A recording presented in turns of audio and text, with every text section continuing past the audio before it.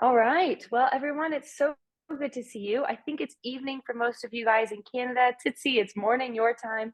I think we're navigating a couple different time zones here. So wherever you are, good morning, good evening. It's great to see all of you guys. My name is Sarah Bell Seelig. I am with Catalyst Press, which is the publisher of Ndima Ndima. It's been such a joy to work with Tsitsi on this project, and we're very excited to share it with you all today.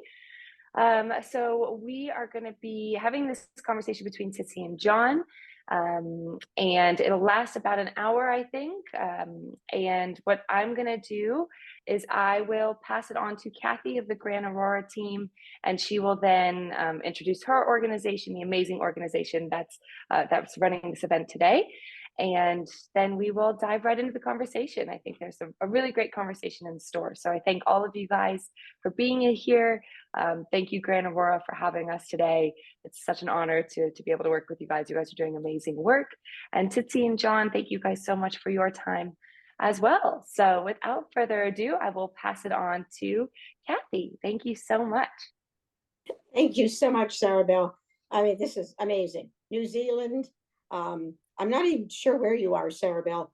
And then here in Canada, the technology is incredible. So here's a little brief history of Gran Aurora and the Grandmothers to Grandmothers campaign. So back in the early 2000s, Stephen Lewis was the UN Special Envoy for HIV/AIDS in Africa. And he was so overwhelmed with the strength and the courage of the grandmothers he met who were raising their AIDS orphan grandchildren that he came back to Canada and founded the Stephen Lewis Foundation. Then in August of 2006, the foundation brought 100 African grandmothers to Toronto to meet some 200 Canadian grandmothers at the 16th International AIDS Conference. Can you imagine? Many of these African grandmothers had never left their villages even, let alone fly halfway across the world. At that time, the grandmothers from sub-Saharan Africa had buried their adult children, and they were struggling to raise a generation of their grandchildren orphaned by the AIDS pandemic. Their heroic stories so deeply touched Canadian grandmothers that we promised we will not rest until they can rest. And the Grandmothers to Grandmothers campaign was born. Gran Aurora was one of the first among some 200 Canadian chapters that today stretch from sea to sea to sea in Canada. In last October's International Grandmothers Gathering, the chair of the Uganda Grandmothers Consortium said, "Grandmothers are leaders. Grassroots mobilization has given grandmothers back their lives. And this goes way beyond recovery, way beyond what was lost. This is something new these women are doing, something entirely new the world has never seen before. This new, unprecedented social movement of older women has united grandmothers and grandothers across 2 continents." Since our small beginning in the fall of 2006, Gran Aurora has raised more than $100,000 through African Kazuri jewelry sales, African dinners, authors events, teas, garage sales, concerts, speaking engagements, and many craft sales. We will not rest until they can rest. Even during those difficult COVID years, we did manage a Zoom author event and held private craft sales while continuing to meet monthly on Zoom until at last, after 3 cancellations, we were thrilled to host the wonderful Toronto Male Voice Welsh Choir last May. In those early years, African grands needed individual help to meet the needs of their traumatized grandchildren. They needed school fees and uniforms, seeds for subsistence gardens, medications, and safe water. But they were alone and isolated. In these 17 short years, Canadian grandmother groups across Canada have raised over $40 million for grandmother-initiated projects, enabling these once isolated, stigmatized, overwhelmed African go-go's to come together. They have now developed home-based care units, which are essential in rural areas where patients are far from doctors and hospitals. They travel long distances, often by foot, along ancient paths to monitor ARV treatment, teach nutrition, and provide emotional support for their patients. They're learning sustainable farming by returning to traditional crops, which help mitigate the effects of climate change. They've developed support groups to help HIV positive children move beyond stigma and realize they're no longer living with a death sentence. And now, across sub-Saharan Africa, grandmothers have joined together to relentlessly lobby their governments for senior health care, for pensions for women, and their land rights. No wonder Stephen Lewis calls these grandmothers the backbone of Africa. Now, although the news of HIV/AIDS has kind of dropped off the radar in recent years, the need for funding is still great. In sub-Saharan Africa, more than 3,000 girls and young women between the ages of 15 and 25 are infected every week. That translates into 156,000 new infections every year, just in that age group. A lot is contributed to gender-based violence. An even more sobering statistic is that as of 2021, the AIDS pandemic had left 11.2 million children in sub-Saharan Africa without one or both parents. That's almost a third of Canada's population, and these numbers continue to rise. So as you can see, Gran Aurora still can't rest, and why we're so grateful to Tsitsi and Catalyst Press for this wonderful presentation. The Stephen Lewis Foundation's funding model is unique. It's a unique one of grassroots empowerment rather than top-down allocation of funds. All the profits from Canadian grandmother events are sent through the foundation to directly support African grandmother-initiated projects. But here comes my favorite statistic. The fact of recognizing the years of wisdom, experience, and love for our children just within Gran Aurora. With an average age of 70 among our 28 members, I calculate almost 2,000 years of wisdom. Multiply that by all the Canadian grandmother groups, plus all the African grands working with us. What a force to be reckoned with. And we also bake cookies. Our moderator, John O'Brien, has an illustrious bio from coming of age in central London in the late 60s to his more than 50-year real estate career, in which he has continuously been a spokesperson for the industry. He's been a regular speaker and panel moderator at conferences across Canada and a frequent guest on many TV business programs. John and his incredible, John's words, incredible wife, Moira, and Gran Aurora's words too. Moira, who is co-chair of Gran Aurora, have 3 children and 3 grandchildren. He's actively involved in a number of charities, but best of all, he's an honorary Gran Auroran. And with Moira, shares his commitment to supporting the indomitable African grandmothers. Welcome, John and Tsitsi. Thank you, Kathy. Tsitsi, how are you? I'm good. How are you? Good. So how is it in Auckland this morning? It's cloudy. Very suppressing on my shoulders. You know, it sort of like makes me like feel like I'm depressed at times. That's why I'm very fond of the sun. And you see a lot of sun in the book, don't you? Yes. In my writing, yeah. So just for our audience's sake, I'm just going to run through this sort of agenda, the way we're going to go. So we'll talk a little bit about the background of the book, where it came from. And then you're going to read us a passage so that people can get a real flavor of not just the book itself, but the nuance of the language and the cadence of the language, just the rhythm of the book. And then we'll get into some deeper themes. And if anyone's got a question, feel free to type it in the chat box. And if we have time near the end, I will try and incorporate 1 or 2 of those questions in. So if you have a question, just type in chat, and then we will monitor that throughout the talk. So the background of this. So where did this story come from? Before I go any further in explaining myself about the book, I just want to say thank you to Catalyst Press and the Grandmother to Grandmother campaign for hosting me today. And I think people who work and do a lot of things voluntarily go through this world largely unrecorded. Yeah, so I mean, all and very supportive of everything that you are doing. I just want to thank you from the deep, from the core of my heart. So thank you so much. Yeah. So about the book, do you mean Dindemanima or about myself? Do you want me to tell a little bit about myself Yeah, or just, yeah, and just where did this?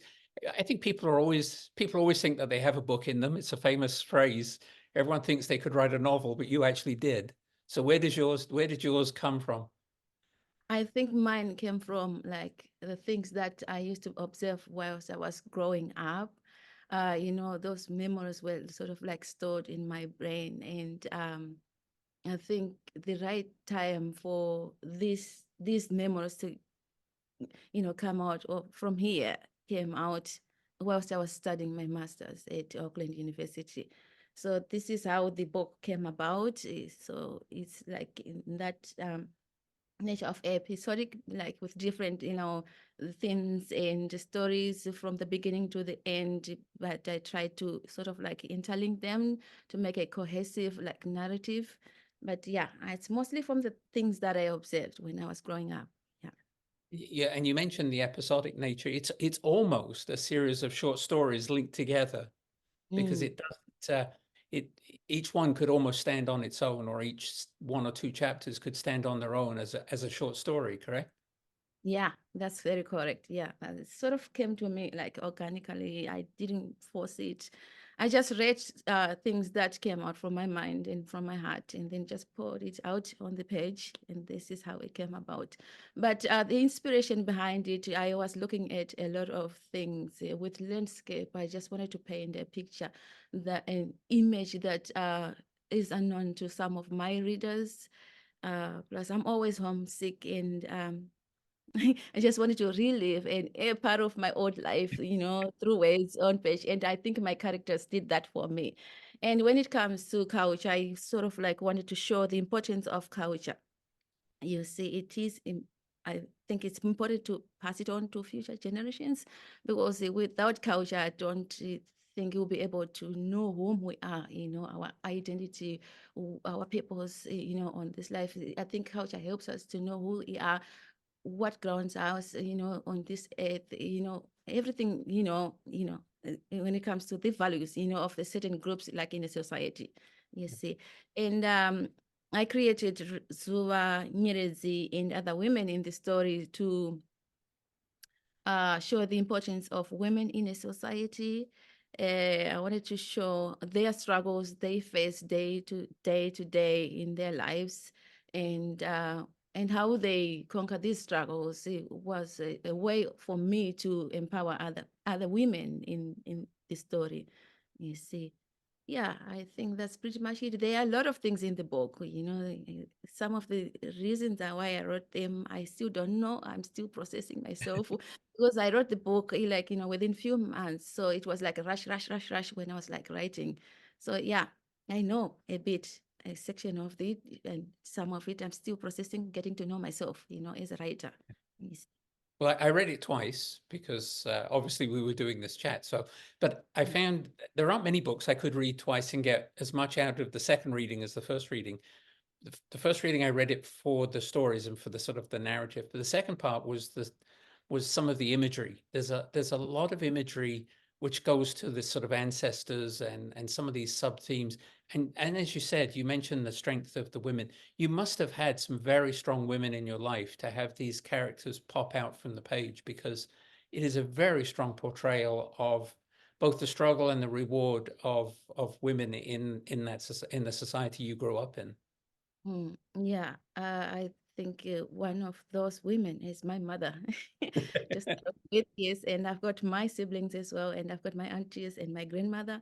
You see, of all my grandparents, I think I only got to know one of them, who was my mother's mother.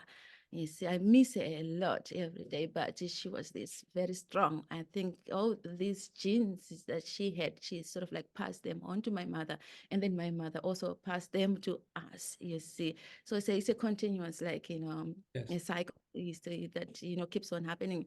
But yeah, I think I wrote this book like a mother-daughter relationship because I wanted to reconnect with the people that I've lost in my life. My mom is one of them, and my dad is also in the book, like, you know.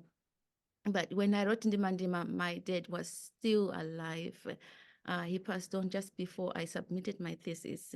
But I would like to say, I think these stories that I wrote in the book sort of like do me a justice for saying and appreciating my parents for everything that they did, you know, to us, especially to me. You see, I wouldn't be here if it weren't for them. You Yeah. see, yeah. And that is that theme of ancestor, which we'll explore a bit later on, but it's that which is somewhat been broken up by the sort of colonial past that you have, that period disjointed the culture to some extent. And because Africa is such a young continent now, and the countries have so many young people, is there a sort of striving to regain that sort of some of those things from the past that got interrupted, some of the sort of the traditions that disappeared for a while or were subdued for a while?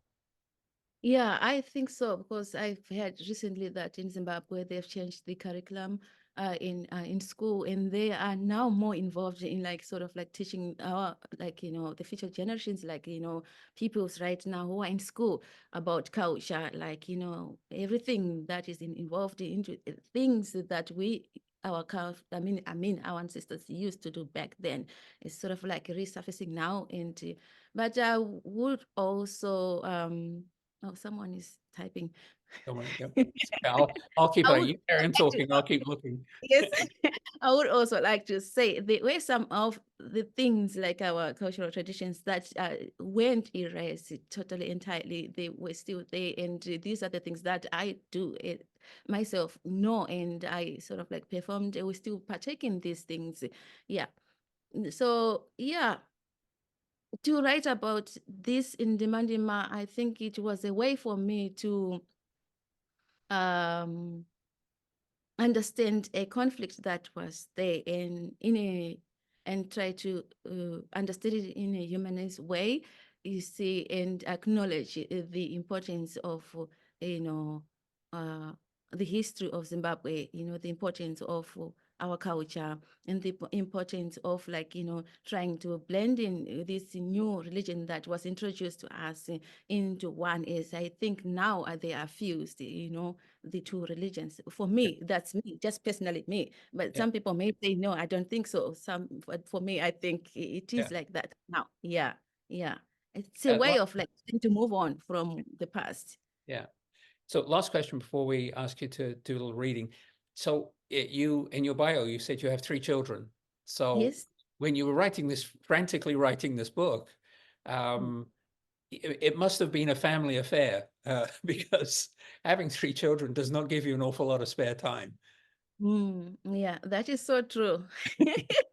I'm grateful for having a beautiful husband who's been very supportive. Even my children, they you see, we've come to know how to work around each other. You see, they respect my area when I'm writing, but it doesn't happen like that all the time. Sometimes when I'm in the mood of writing, I see my daughter coming with a drawing, say, "See, I drew this. This is you and dad."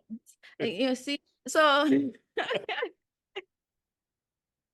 it is like that, but I've come to teach myself to work around them, and they also work around me. It is a family affair, a teamwork, you know. But I have had, and from the beginning of my, you know, my career, like in writing, I've had so many people who've been supportive, like my parents, my siblings, and people who surround us, like here in New Zealand. I've had my lecturers who were very supportive. They allowed me to bring my children in classes, you know, during school holidays because I couldn't afford, you know, the holiday programs. And I've had my fellow classmates, you know, my friend slash agent Nadine, and I've had people like Catalyst Press, you know, who were involved in, you know, making this book, you know, come out as well. And I've also got you people, you know, you've been buying the book and reading it and appreciating it. I do appreciate this a lot. Yes. Yeah. Yes, you have lots of Canadian fans. Yeah. Could we ask you You. to read a passage? Yeah, yeah, I can read Yep. from it's the last section of the Call of Ancestors. Okay. Mm. Page 71, if anyone wants to read with me, I don't know.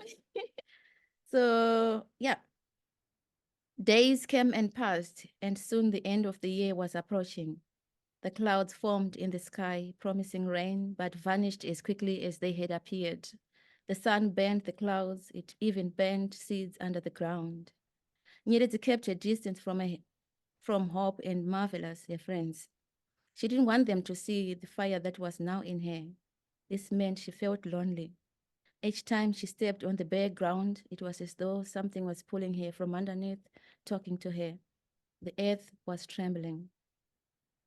Quite often, she wandered off alone and hid behind the cottage under the waterberry tree.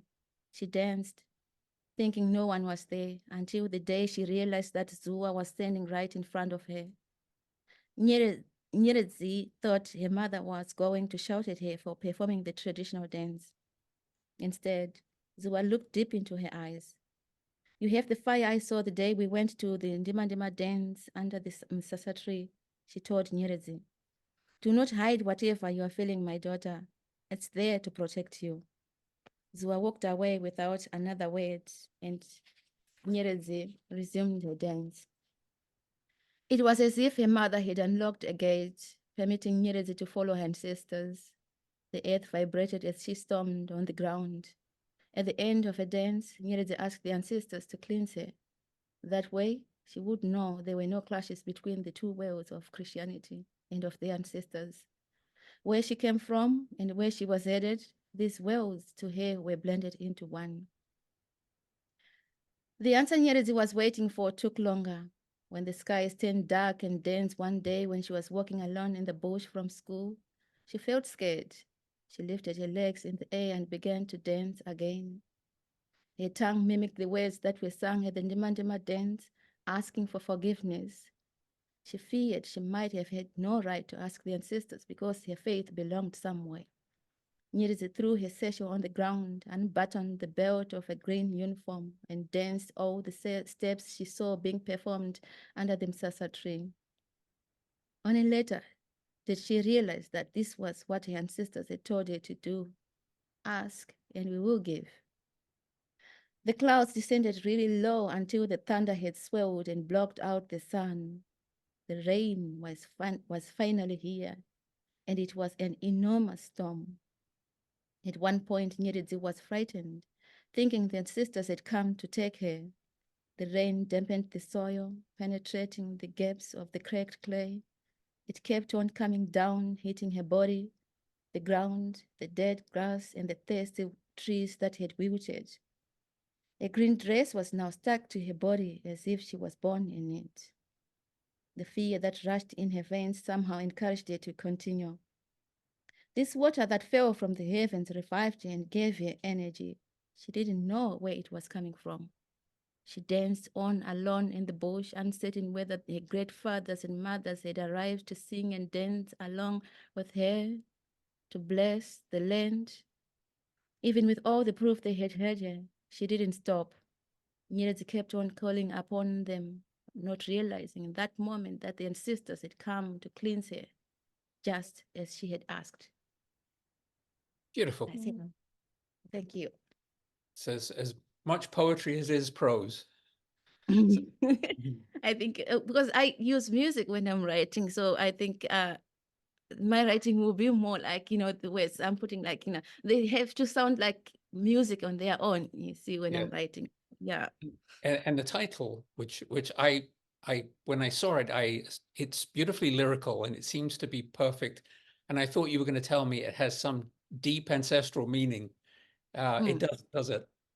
The No, title. it's made up words. I love creating my own words when I'm writing. So because I couldn't go with the actual rain dance that I in Zimbabwe, I felt I had no right to do that because I don't know much about them. So when I was doing this research, I thought it would be difficult for me to write the actual dance because it felt heavy, but I do appreciate them. So I had to create my own rain dance in the story. So Ndima Ndima are made up words. But in the book, Ndima Ndima is a rain dance that I created for this story that I just read, the Yeah. Call of Ancestors. I think in the dance becomes the core of many things to my characters. It reconnects them with the ancestors, resurrecting their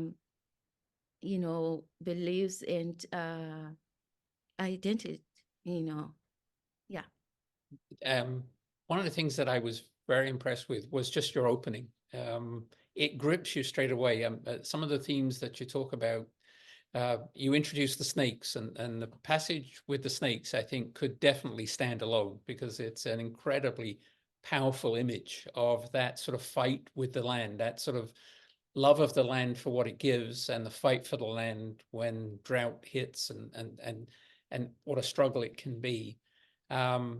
And the violence. There's an undercurrent of violence throughout the book. Never surfaces to a high level. You focus a lot more on the impact of these things than you do of the things themselves. Was that quite deliberate?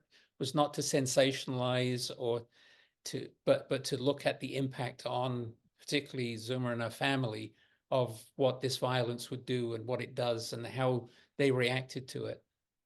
Yeah, the only way I could succeed in bringing out the images that I wanted within the stories was to focus on my characters. So but I try to break this in bits. Like when it comes to the story about the snakes, I think I store an old memory of myself, uh, mm, looking back when I was young, I think primary school age, I sort of like remembered my mom. One day she sort of like asked me to bring a hot, a jug, full of hot water, which the jugs ended up being 3 jugs, and then she poured them in a hole that was in the back of the cottage that was at the back of our house. So after a few minutes, she was prepared. She had a hole with her. I didn't know what was in the hole. After a few minutes, the snakes sort of like shot up. They went slithering. They shot up like they were flying from the hole. And I think that's the mother. The mother was long, almost like a meter. And it was followed by these other 2, like maybe they were twins. I don't know, but my mom just chopped them. We sort of like jumped back in fear, but my mom was like caught in the moment, chopping the snakes. You see, that's so when I remember that part, I thought it would be like beautiful to insert it in my novel to make these stories interesting. So, but for me, the moment I change and twist my memory now belongs to my character. It becomes my character story, no longer mine. Yeah. And then when it comes to the drought, I think in my culture, when people sort of uh, do bad things continuously, a bad omen is bound to take place. And for my characters, I think they are aware that this drought it didn't just come on its own. It got to do with the killings that have been happening in their land, and the girls killing themselves on the train track. So the only way they could cleanse that, they had to reach out to their ancestors, which is where the rain dance comes in, you see. So they had to perform that so the rain could come, not only wash the land and also wash them, and then, so they could start afresh and move on with life. Yeah. And what was the last section that you talked about? Yeah. And then when it comes to the violence, I had no intention of sort of bringing out these images. Originally, the book was titled The Deadly Bush. You see. So when I was writing, I had these, ideas oh, I had to create something, something toxic, something, deadly, something, yeah. So Yeah, so that's why you get to see more of these dark scenes in my book. Otherwise, if I had known that we were going to title the book Ndima Ndima, you would never have seen, stories like thugs in the book. They would have been mostly about our cultural things, traditional things, you see, Zimbabwean lifestyle. Yeah. But the violence has been part of, and it's part of the story, isn't it? It's part of that resilience that the population, particularly the women, have had to Yeah. endure and overcome. Yeah. Otherwise, you become completely despondent. One of the questions that came in was about the descriptive language, the voice in your head. Is it in English? Or are you translating from the language that you heard as a child and then translating that? Is it a difficult translation? Do you lose something by having it in English? Uh, m- I tend uh, to lean on my poetic side because some of the teachings, like in our language, if you sort of like translate them into English, they tend to lose their value. You see, like how they say, bride wealth in Shona. In English, when they change it, they say you have to pay lobola. We don't pay. In Shona, we don't have that word pay, bride wealth. We don't use that phrase at all. In Shona, it is another word that is they say kubvisira fuma. It's another word, but when you change it in English into English, everything changes, and then it becomes another idea. People change it, and then they sort of like see things differently, not the way you intend it in your writing. So in some phrases, yes, they've been translated in Shona, but in most time, I sort of like first think in Shona and then translate into English.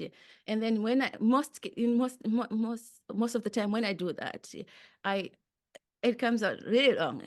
I have too many broken English in my sentences.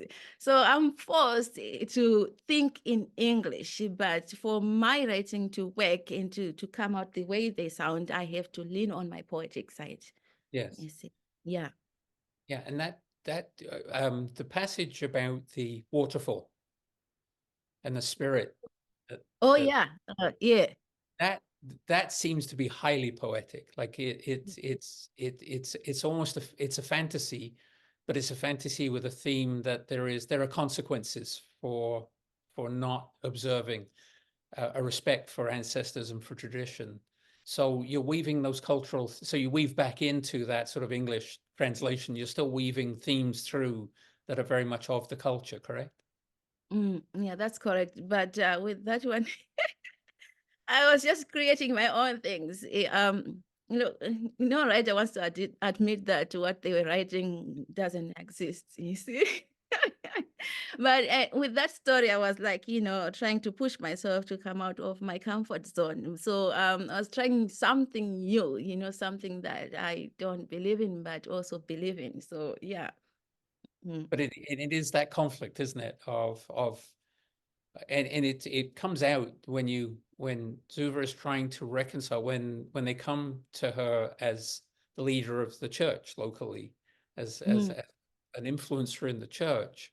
They come to her and say, "We want to do the Ndima dance," and she tries to figure out how those two things can coexist. And she has that wonderful line about, you know. Ancestors are created in God's image.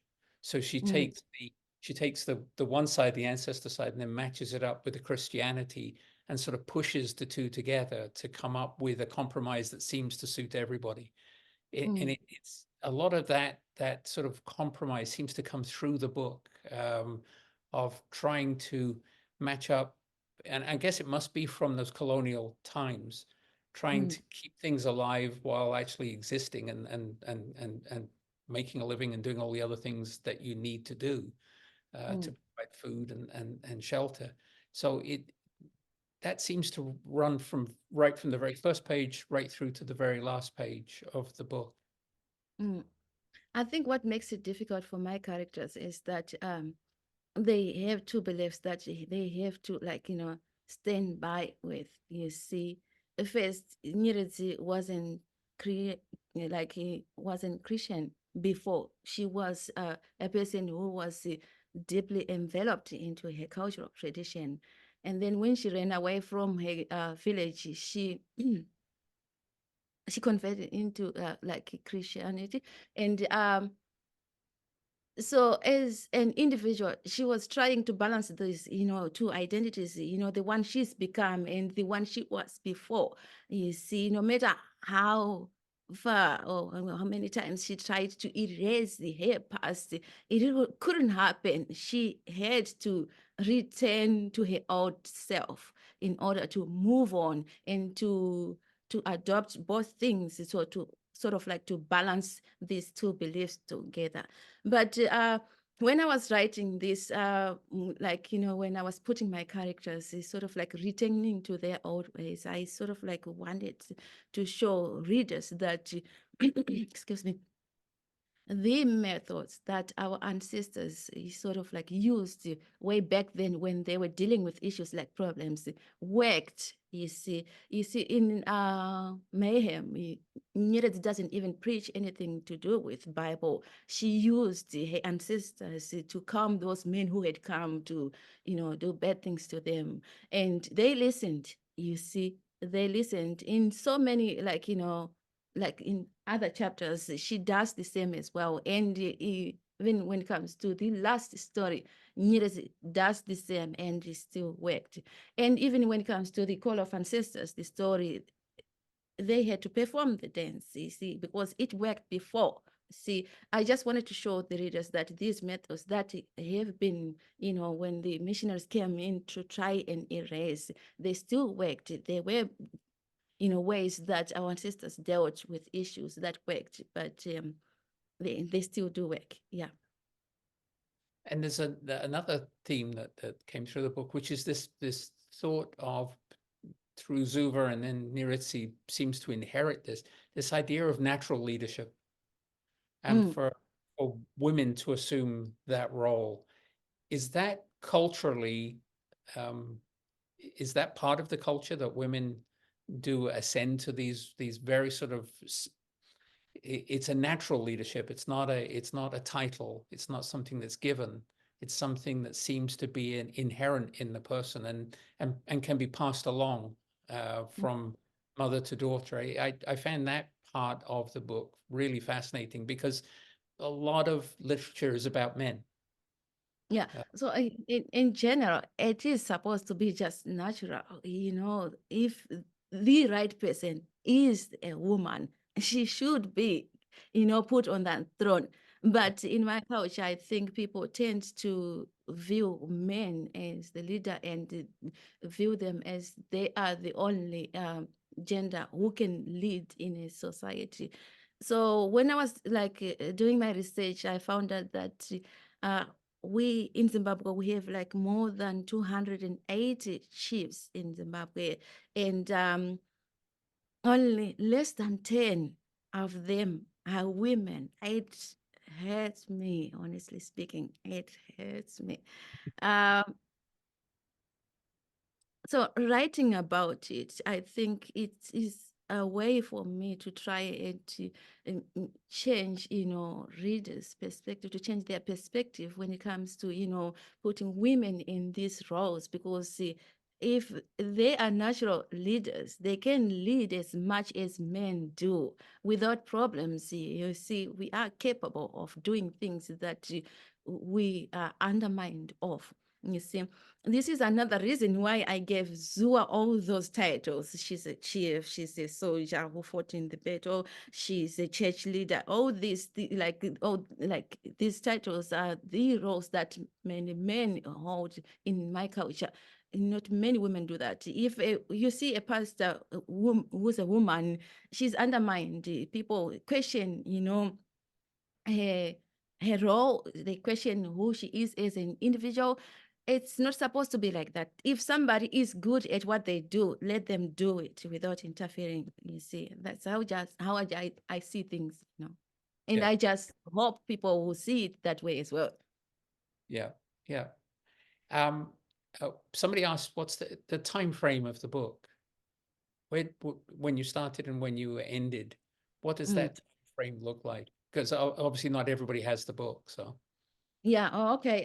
For me, I wrote about the 1990s to 2003 because it's the era that I'm familiar with. I grew up in Zimbabwe at that time. So I thought it was better for me to write about something that I know of rather than, do something that don't know of. You see. Yeah. And this Yeah. was post the War of Independence, right? The sort of the decolonizing the Rhodesia part of the story and that whole episode. This is post that. This is the sort of emergence of the country. Yeah, 10 years after the independence. Yeah, yeah. Yeah, yeah. Somebody else asked, they were really interested in this episodic nature of how deliberate was that, or was it as the story came to you in these chunks of memory and then embellished? Was that the way you were doing it, or was it a very deliberate approach to telling the story in these sort of vignettes of time? It wasn't deliberately. It just came to me organically. It didn't plan this. I didn't write these stories in order at all. So I was like, because I was only left with a few months to finish my thesis. So I was like writing in a rush. So any idea that came up in my mind, I wrote about it, you see, and then trying to link these stories together and making the narrative cohesive. Yeah. And your two characters carry on all the way through. Niritsi and Zuva sort of are the backbone of the book, right? Yeah, that part was deliberate because I didn't want to introduce new characters in each story as I write its stories. So for me, it was better to start with the same, two characters. I mean, as a family who will run throughout the whole book. So yeah, that was the easiest part for me because I didn't want to develop a new character, as the new story came about. You see. And as Niretsi had this sort of coming of age, were they a lot of your memories because it mirrored your time? You were of that age. Were a lot of her reactions the way you were processing, not necessarily the actual incidents, but the way you were processing what was going on around you? Not all of it, not all of it, especially when it comes to the story titled Love in the Maize Field. That was a new thing for me to write about. And when I wrote it, when I got to this section where Nyerezi blackmails this couple in a store, the feedback I got from my lecturer was like, I want more. So I was like, what exactly is she suggesting here? So my idea was to come up with this wine, the champagne Amarola, and then she sort of collected each as another thing. These things, I don't do them in my life. So it was also another way of pushing myself out of my comfort zone, trying new things within my story. So yeah, some of these things were not entirely exactly how I sort of experienced my past life growing up. Yeah. Yeah. And someone was asking, you referred to your thesis. Was Nadima part of that thesis? Did it come out of your thesis, your postgraduate work? Is that how it evolved? Who? The novel. Did the novel come out of your studies? So Yes. with Yeah. your lectures, it sort of organically grew out of that. Yeah. That Yeah. period. Yeah. Yeah, that period, because we only had 12 months to write it. And then halfway the course, I went to my lecturer and asked her to write a novel. And she said it was too late to write the novel. And the original plan that I had, it wasn't working. I had to ditch it. And then for me to pass the course, I had to come up with something new, something different. And I went back to pick one of the stories that was titled The Deadly Bush, which I wrote when I was doing my bachelor's. So from that short story, I drafted all these stories from it, trying to make them link with this idea. Like I said, the original title for the book was The Deadly Bush. So yeah, I had to sort of like make them link from one another to another. Yes, yeah. Would you ever we were chatting about language, would you ever translate the English book back into Shona? It's quite difficult because some phrases that I create like that are very poetic, it's going to be very difficult when it comes to that, but I will try. I will. I think I'll have to hire some people to help me there. Maybe just some selected passages. The best Yes, of, but I yeah. think it won't sound interesting as it is right now. I don't think so. Yeah, but I think it's worth trying. Yeah. One of the other questions that came in was the passage where um, Zuva's father gave her the tooth, Mm. to denote her leadership. How unusual would that be in the culture of the Shona culture for a father to pass on to a daughter? I mean, you said how few chiefs there are. That would have been an extraordinary departure from tradition, would it not? Yeah, yeah, very unusual. And because Zua is the middle child, and they actually have a son who's older than Zua. That makes it very complicated, you see. If Garikai was younger than Zua, maybe it would have, seem as if it was right. But in this case, they actually go against their norm and change the norm, which is why I'm in love with Zua's father so much. I think he resembles my father a lot in so many ways, So yeah, yeah. So yeah, it's very unusual. Yeah, because they sort of like put men in charge, men in charge. Yeah, everywhere. And Yeah. ultimately, her brother does actually take over, right? Yeah, because one, he was jealous of the relationship that Zua had with their parents, and then he felt it was right for him because as an older child in their family, he thought it was right for him to take over.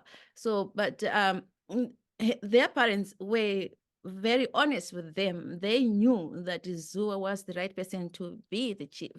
But Garikai sort of like, took over, whether Zua wanted it or not. He was like a very, yeah, greedy.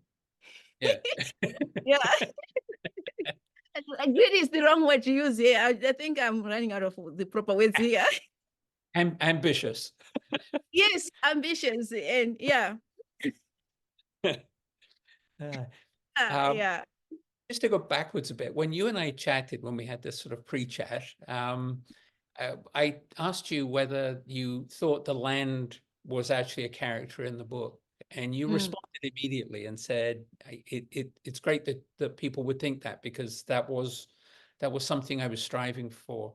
Can you sort of embellish on that? The land seems to be always there; it's ever present. Whereas in more Western cultures that we're used to, we don't have the same relationship. We don't have that same connection with the land. It's been lost as countries become more industrialized. Mm, mm, mm. Oh, I'm sorry if you that way. I hope you sort of like return to that part where you can reconnect with the land as well. But in my culture, we are deeply connected to the land. You see, this is the reason why we have like, I sort of like put it like as a character, not because I was like, trying to see the images of the land that I miss as an individual, but to show that land is irreplaceable. It roots us, grounds us. You see, land in a story, we see it as setting, and then setting serve as a place where you can identify people, what they do, who are they, their lifestyle and stuff like that. It is like that in my book as well. But I wanted land to stand on its own because I think when I was writing, I was like looking at Zimbabwe as a character, a character that I've missed so much. But with us in our culture, we've got like land, we've got the ancestors, and then we've got our cultures. These three things are interconnected with in my book as well. And I try to make that image come through to the readers as they read, to see that these people have, like, a deep connection with the land, you see. Not just that, I think, you see, and sometimes when I'm writing, I sort of like relate back to to the Bible, you see, and how people do things, you see, when a person dies, you bury them, people throw, soil on top of the box, you see, like dust to ashes to ashes. You see, these things is sort of, to me, are very important. They just show me how we are connected to the land, you see. Yeah. I may not have a good explanation towards this, but Yeah. Yeah. this is it. This is what I'm trying to, to do right now. Yes, I hope you see it that way as well. Yeah. It constantly loops back into the story. It's always the backdrop. It's the constant backdrop of the story, right? You always come back to the land. Yeah, yeah. Because the land, when a certain group of people are in a certain land, that's when you get to see who they are, because places are different. Some places snow, some don't, some are hot. You get to know about their culture, their identity, who they are, what they eat, how they dress, everything. Most of these are connected to the land because the land provides a lot to us human beings, you see. So that's what I was trying to do there. Yeah. Mm. Living so far away from your home, Mm. where you were born and raised, there's a sense of longing Mm. that actually comes in even through the book. This idea of going away, and near the end of the book, you see Nyiretsi go away, and everybody seems to lose, but it seems to be a natural progression. Mm.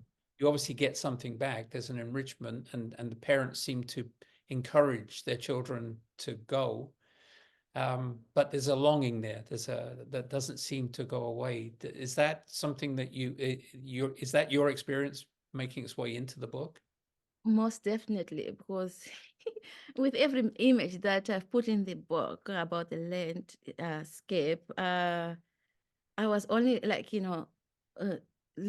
looking at what I've missed, and I was trying to sort of like see it on page and to try to, remember the place that I've left in a beautiful way. But when it comes to the other part that you just mentioned, I think uh, leaving people that you love is difficult, very challenging. But when it comes to my parents, it's sort of like they equipped us with a lot of like life lessons, and to acknowledge that life will be difficult, but at the same time we'll have all these teachings to help us, live in this world in our own way. I have to say, my mom let go of me on my very first day at school, you see. Looking back, she had so much belief in me because she took me to school, and then she promised me that she'll come back to pick me after school. And after school, here I was at the school gate looking for her, and she wasn't there, you see. And so I walked back home by myself, found myself, walking back home. And then when I arrived home, she was like, "Oh, well done, you managed to come home by yourself." And I was like, "What? Really?" She's really happy that I came by myself. You see, I was like scared that she'll be mad that I walked home by myself. I should have waited for her by the gate, but I think it was a testing moment Yeah. for me. But and that was it. And she never took me to school. And I was by myself every day going to school, doing my own thing in life. And I think my parents believed in us from, our very early age in life. So it's something that I'm very appreciative of in the book, to show that they sort of like, teach us to be whom we are on our own without having to rely on them too much. You see, to be independent and then to find freedom within ourselves, you see. Yeah. Yeah. Somebody just started, and I think that's a perfect, because one of the questions was, can you give an example of how your relationship with your mum made its way into the book? I think that's actually the perfect answer to the question, because there is that's a very Zuva-like reaction to her children, right? I'm launching you into the world, and you will make of it what you will, but I'm launching you. So another question that came through was about the Maori culture, this indigenous culture that you're in now. Do you see any comparisons between their culture and yours from Zimbabwe? They are different somehow, but I do appreciate how they value their culture so much. I think I think it's also part of the reason why I wrote about the cultural traditions in my book, because here was, I grew up in Zimbabwe and taking advantage of everything that I had. I didn't value our cultural traditions as much as I do now. You see, I think they've taught me a lot just by looking from afar and how they value their traditions. It made me, it changed me, you see, to value, my culture as well, the way they do. But I think it has helped me to, push my children as well, to encourage them to love who they are, their cultural traditions as well, you see. Yeah. Okay, I'm very aware of time, because we did say we would be an hour, and we've got a couple of minutes left. Last question. The first book must have been a struggle, because it's the first of anything. Is there a second book either underway or in the making, or and is it a little daunting when you've had a first book so well received to actually write a second book? It is. I am working on another novel, but it's quite challenging. Because you have to try to outbeat the first one. Always. It's always like that. So yeah. I've been having this strange feelings that people may not like it because it's a little bit different from what I wrote, but I'm hopeful that they will love the book as much as they have done with Ndima, you see. Yeah. Yeah, and is it on the same theme, or are you departing completely from that theme? I think I'm expanding on some of the themes that I had in Ndima, expanding on them. Yeah. Yes. Okay. Yeah. And I see in our chat box a note, so I'll finish with this. It's from your editor, who said, or your publisher, I should say, "I speak for everyone at Catalyst. Yay for a second book." So Oh, yeah. Thank you. Yes. I think Sarah Bell is actually expressing the thoughts of us all. So I cannot tell you how much fun I had tonight. I enjoyed the book. I've enjoyed meeting you and getting to know you better, and I'm sure everybody else has. So I'd like to thank you, and we will all look forward to your second book. So thank you, Tsitsi. Thank you so much. And thank you for hosting me today. This was a beautiful, chat we've had. And thank you to everyone who's come today and for hosting me, Catalyst Press, grandmother to grandmother. Thank you so much. Okay, so thank you. Thank you, everybody. We're going to sign off right now.